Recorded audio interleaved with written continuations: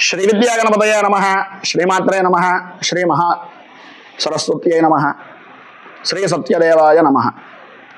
महादेवंत्रणयनं भस्मोद्धूलित विग्रहं चिन्मुद्रित कराम्भोजं दत्तात्रेयं नमाम्यहं।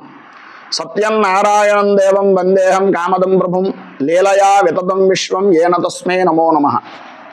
परम पावनమైనటువంటి గోదావరి క్షేత్రంలో నిత్య కళ్యాణం పచ్చతోరణంగా విలసిల్లుతున్నటువంటి శ్రీ త్రిపాద్ విభూతి శ్రీమద్ నారాయణ హరిహర స్వరూపమైనటువంటి శ్రీ సత్యదేవుని యొక్క క్షేత్రంలో నాన్నోదక సమందానన్న ద్వారస్యా పరమం వ్రతన్న గాయత్ర్యా పరం మంత్రం నమాతు పరదైవతం అని శాస్త్రాన్ని అనుసరించి చెప్పినటువంటి శాస్త్ర ప్రమాణాన్ని అనుసరించి కర్త కారయిత చైవ ప్రేరకశ్చ అనుమోదక సుకృతం దుష్కృతం చైవ చత్వార సమభాగినః అని చెప్పినట్లుగా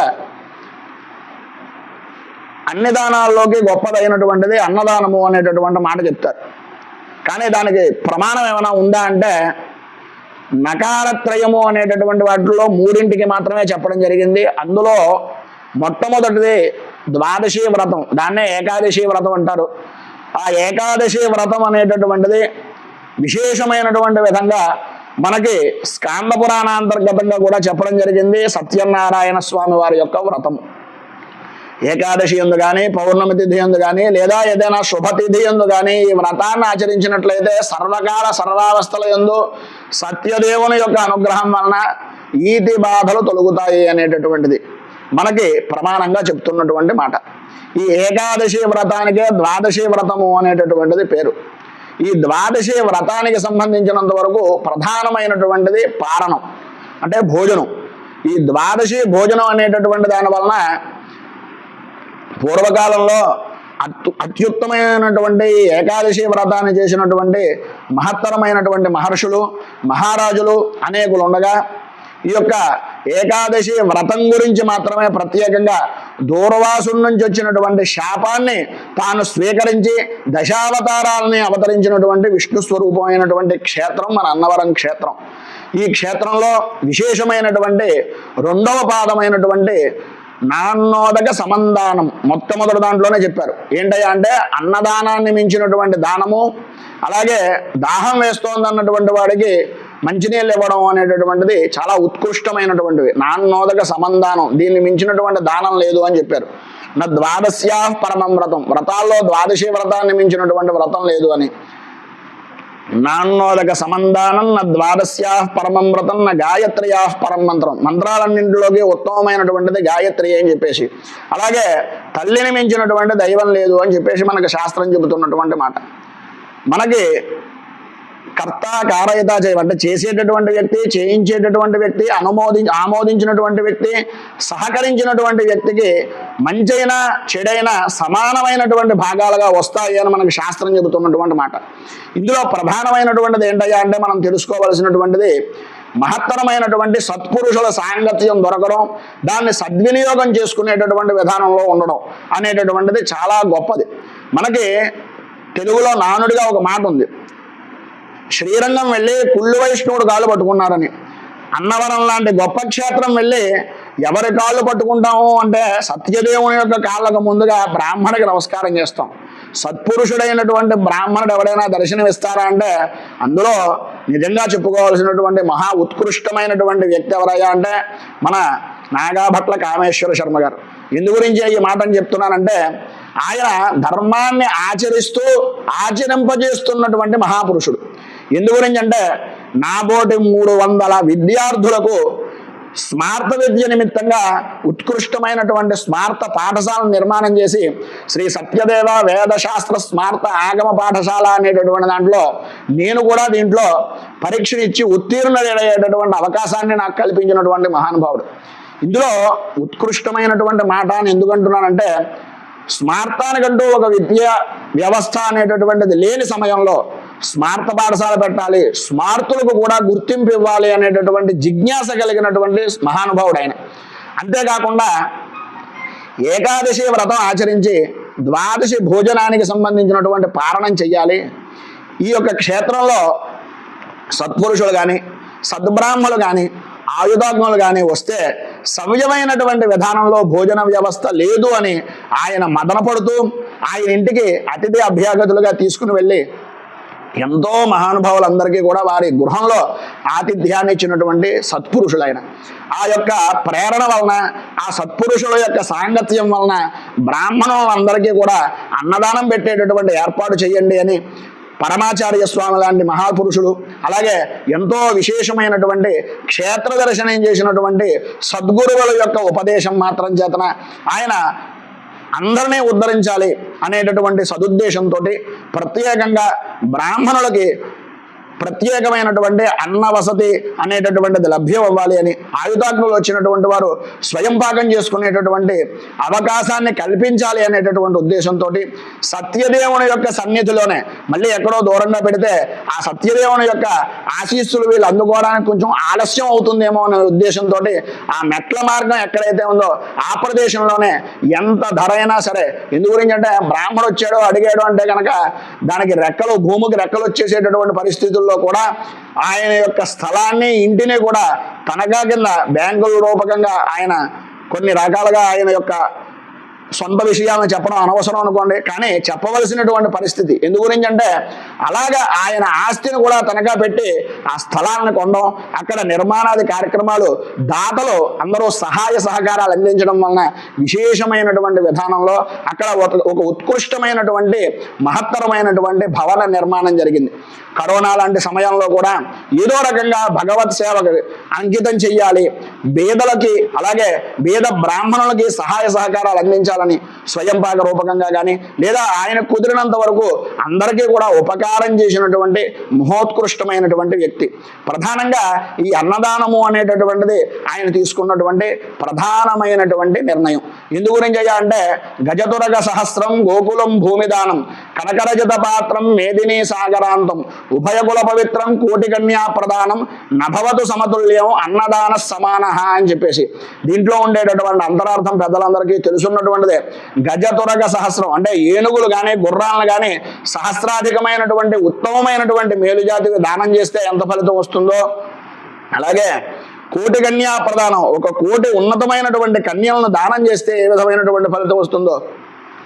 గజతురగ సహస్రం గోకులం భూమి దానం, బ్రహ్మాండమైనటువంటి సస్యశ్యామలమైనటువంటి భూమిని గోవులను దానం చేస్తే ఏ విధమైనటువంటి పాడి పంటలు ఇచ్చేటటువంటి గోవుని భూమిని కూడా దానం చేస్తే ఎంత విశేషమైన ఫలితం వస్తుందో.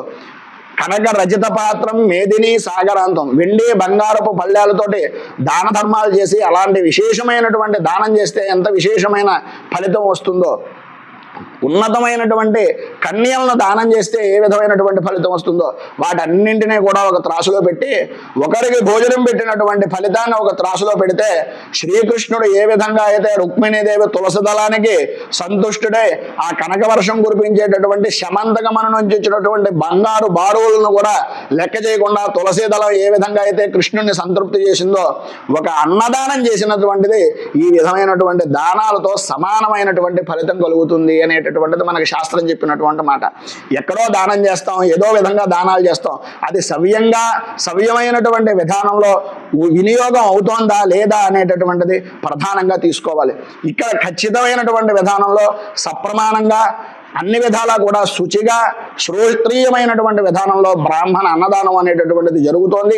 ఆ విధంగా సహకరిస్తున్నటువంటి భక్తులందరికీ కూడా నిజంగా శతాధికమైనటువంటి ప్రణామాలు తెలియజేసుకుంటున్నాం. ఈ మాట ఎందు గురించి చెప్తున్నానంటే మొన్నటి రోజున ఈ మధ్యకాలంలో మనం చెప్పుకునేటటువంటిది కేదారనాథులో ఈ విశేషమైనటువంటి వరదల కారణంగా ఆ లింగం చుట్టూ కూడా అనేక విధమైనటువంటి మృతదేహాలు ఉన్నాయట.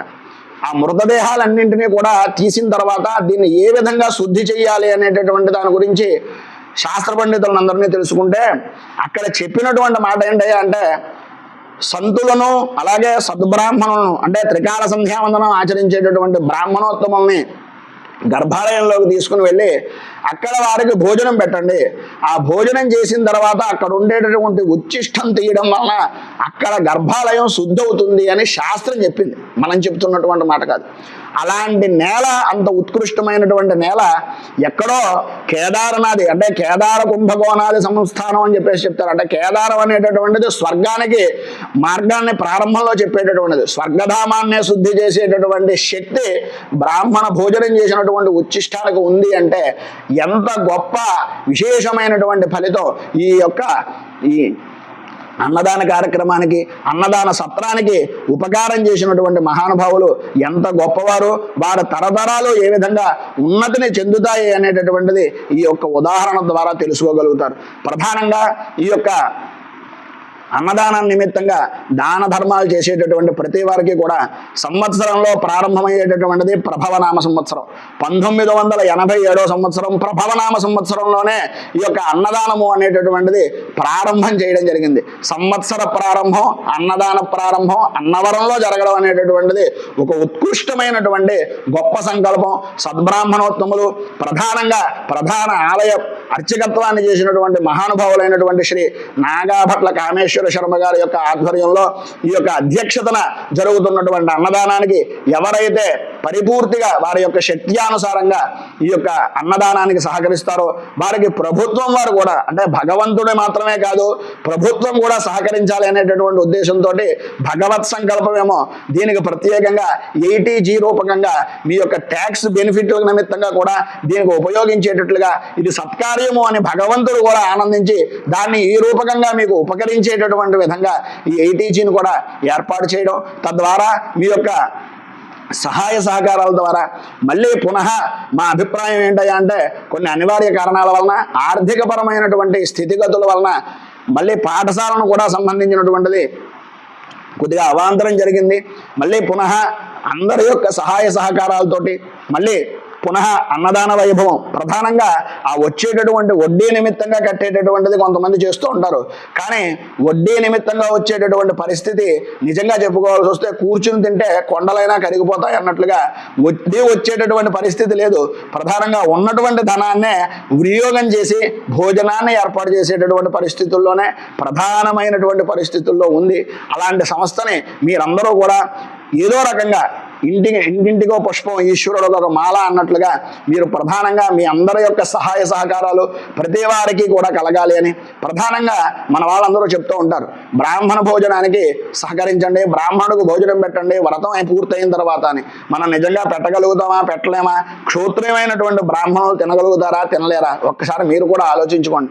అలాంటి ఉద్దేశం ఉన్న ప్రతి వారు మీ పెళ్లి రోజు అవ్వచ్చు, మీ పుట్టినరోజు అవ్వచ్చు, లేదా మీ పితృదేవతలకు సంబంధించినటువంటి పితృతిథి అవ్వచ్చు, ఉన్నతమైనటువంటి ఉత్కృష్టమైనటువంటి స్థితి గతి కలగాలి పితృదేవతలకు కానీ మనకి కానీ మన యొక్క వంశానికి కానీ అనుకునేటటువంటి మనస్ఫూర్తిగా కోరుకున్నటువంటి వారు ఒక బ్రాహ్మణుడికి భోజనం పెడదాము అనేటటువంటి ఐహికమైనటువంటి ఇచ్చ కలిగినటువంటి ప్రతి వారు కూడా ఇందులో మీరు వినియోగం చేయడం వలన ఒక గుప్పిడ ధాన్యం ఏ విధంగా అయితే భూమి మీద జల్లితే ఒక బస్తాల ధాన్యంగా వృద్ధి చెందుతుందో మీరు ఒకరికి పెట్టినటువంటి అన్నదానానికి సంబంధించినటువంటి స్థితి మీ వంశానికి అంతటికీ కూడా అంకురంలో ఉపయోగపడి మీ ఉన్నతికి ఉత్కృష్టమైనటువంటి స్థితికి ఆ సత్యదేవుని యొక్క అనుగ్రహం పరిపూర్తిగా ఉంటుంది. అలాగే బ్రాహ్మణుల యొక్క ఆశీర్వచనం వలన మీరు కూడా ఉన్నతమైనటువంటి స్థితి పొందుతారు అని మనస్ఫూర్తిగా కోరుకుంటూ ఈ యొక్క అన్నదానానికి సహాయ సహకారాలు అందించే ప్రతి వారికి కూడా ఆ యొక్క సత్యదేవుని యొక్క అనుగ్రహం వలన రాజరాజేశ్వరి సహిత ఉమా కుక్కుటేశ్వర స్వామి వారి యొక్క అనుగ్రహం వలన పరిపూర్తి ఆయురారోగ్య భోగ భాగ్య అష్టైశ్వర్యాలు అనుభవించాలని మీరు మీ వంశము కూడా ఆచంద్రధారార్కం ఉన్నతమైనటువంటి స్థితిలో ఉండాలని మనస్ఫూర్తిగా కోరుకుంటూ శతమానం భవతి శతాయు పురుష శతేంద్రియ ఆయుష్యేవేంద్రియే ప్రతిష్టతి. రైతు బాగుండాలి, రాజ్యం బాగుండాలి, దేశం బాగుండాలి, జవాన్లు బాగుండాలి అని మనస్ఫూర్తిగా కోరుకుంటూ స్వస్తి ప్రజాభ్యః పరిపాలయంతాం న్యాయేన మార్గేణ మహీమహీషాః గోబ్రాహ్మణేభ్యః శుభమస్తు నిత్యం. లోకాః సమస్తాః సుఖినో భవంతు, సర్వే జనాః సుఖినో భవంతు. స్వస్తి.